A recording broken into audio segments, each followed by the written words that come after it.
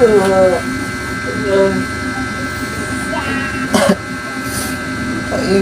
Ano ba yan?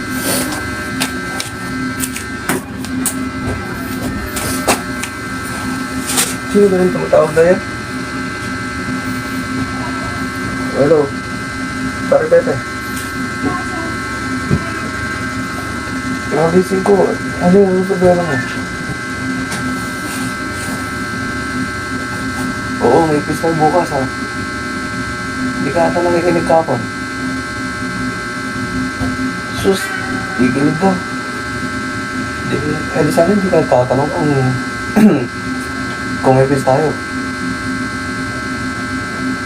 Pero kapon, pansin kita. Hindi ka nakikinig. Patingin ka sa chicks nating babae. Yung babae na kinakaso, yung transfer ka kapon. So, nakatitig ka nga lang sa kanila. Oo, napaan naman. Pero ano, andyan mo, yun lang ba talaga yung quiz niya? Punta ka dito? Bakit? Ano ka dito? Magre-review. Sure ka magre-review tayo, ha? Pag ikaw, gumawa na naman natin kung ano-ano. O sige. Tawagan mo na lang ako mamaya pag malapit ka na. Andito ka na sa labas. Sige pare. Thank you. Ingat ka.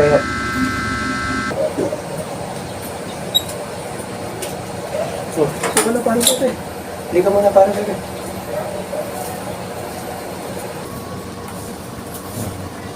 Oh, kamusta yung biyahe mo, pera Pepe? Nahirapan ka ba? Sinabi ko naman sa yung address, diba? Sakto na sakto. Wala ko ng date. Oh, ano yung pag-uusapan natin yan? Yung quiz ba? Mahirap siya eh. Kailangan natin basahin yan kabisaduhin. Kasi maraming dates, pangalan. Tapos, ano pang nangyayari doon? Kailangan natin yung tiyaga, Pepe. Kasi pag hindi natin pinagtiyagaan yan, ano tayo mararating? Kaya, kailangan natin ito. Aralin natin mamaya. Kwentuhan nga tayo. Pero, alam ba, Pepe? Ikaw palang taon ako punta dito. Bakit ka ako? Kasi, ikaw lang yung pinagkakatiwalaan ko. Pinaka-mabait kong kaibigan. Yung nakilala ko sa classroom. Alam mo nga, ito rin kasama kita sa classroom. Mag-anong love ko eh. Tara naman sa mga paano, Pepe. Doon na tayo mag-review. Tama na yun. Magtadrama natin yung dalawa. Tara. Halika lang parang Pepe.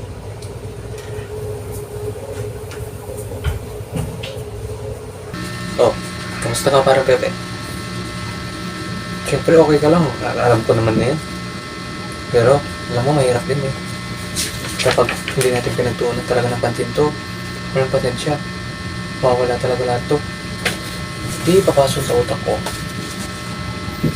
Oo, kailangan lang natin yan. Tatapos din to parang Pepe. Tiis-tiis lang. Pero, alam mo, pagkapagod din pala nakakangit parang Pepe. No?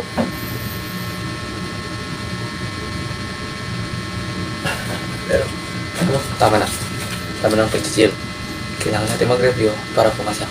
At hindi para bumagsak. Oo. Yun lang yung tangi kong paraan na nagpapamotivate sa akin. Kasi, alam mo, mahirap ang buhay ngayon. Mahirap maghanap ng trabaho, hanap ng pera. Kaya, sinisikap ko mag-aral na mabuti para, paano mo, walang araw. Mga tao, magkaroon ng magandang trabaho, magkaroon ng maraming pera. Tumulong ako sa mga magulang. Sa iba pa. Oo, ganun lang kasi yung buhay ko dito. Ganun lang siguro yung plano ng buhay ko. Pero okay lang. Basta magiging masaya ako at ang aking pamilya at ang aking mga tinutulungan. Okay na ako. Naku, Pepe. Kalma lang. Ako lang to. Ako lang.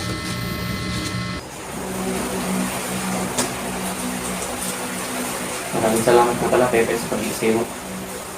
Mag-ingat ka. At kita-kits yung mo, boss.